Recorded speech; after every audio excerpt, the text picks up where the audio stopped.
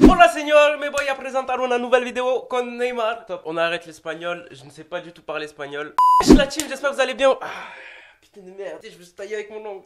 Aujourd'hui on se retrouve pour une nouvelle vidéo, on va parler de Neymar et l'affaire de Neymar. Je sais, ça veut rien dire. Donc on va parler de l'affaire de Neymar aujourd'hui parce qu'il y a eu des grosses news il y a 2 jours. Moi j'ai vu personne parler de ça, donc je vous le parle. Mais juste avant que la vidéo commence, la team, comme d'habitude, n'hésitez pas à mettre le like des familles, à le follow sur Instagram, mon code humour qui est ici, mon code perso qui est ici. Sur ce, la vidéo peut commencer. Donc il y a 2 jours, il y a eu des news concernant l'affaire de Neymar. Rappelez-vous l'affaire de Neymar avec Najila Trindeite, je sais pas si ça se dit comme ça. Donc ce qui s'est passé, c'est que cette femme aurait fait passer, genre elle aurait fait croire qu'elle a eu des rapports avec Neymar et que ces rapports étaient abusifs, c'est-à-dire du viol ou des trucs comme ça, qu'il avait profité d'elle, etc., etc. Et pour même prouver sa bonne foi, ce qu'elle avait fait, cette folle, c'est qu'elle avait pris une vidéo dans une chambre d'hôtel où elle frappait Neymar. Donc je vous explique l'histoire, en fait, le phénomène qu'elle a fait. Elle a frappé Neymar pour qu'elle Neymar lui remet un coup et qu'elle ait une vraie preuve. Sauf que Neymar, il a été malin, il a pas retapé, il a même dit j'aime pas ça, taper et tout, etc., etc.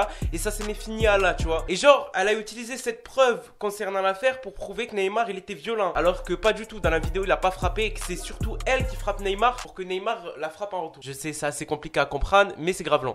Et de là, ce qui s'est passé, c'est que le 12, donc le mercredi, si je me trompe pas, c'était le 12, mercredi, je ne sais pas. Ouais, le 12 septembre, il y a eu en fait une audience qui a été faite concernant elle, donc il y a eu un jugement. Et ce qui s'est passé, c'est que Najila Trindeite, je vous dis ce qu'elle a eu. Alors j'ai les informations devant moi. Alors elle a été inculpée pour diffamation, extorsion de fonds et fraude. Donc diffamation, c'est-à-dire qu'elle prend l'image de Neymar, elle fait en sorte que c'est une personne violente et tout, etc. Elle fait des faux trucs à propos de Neymar. Extorsion de fonds, elle lance une affaire à propos de Neymar, donc pour lui voler de l'argent, bien évidemment, on avait tous compris au début. C'était quoi le but en fait de cette affaire? Faire croire que Neymar l'a violée pour qu'elle récupère de l'argent, etc., etc. Sachant que Neymar gagne beaucoup d'argent, les footballeurs professionnels, etc., etc.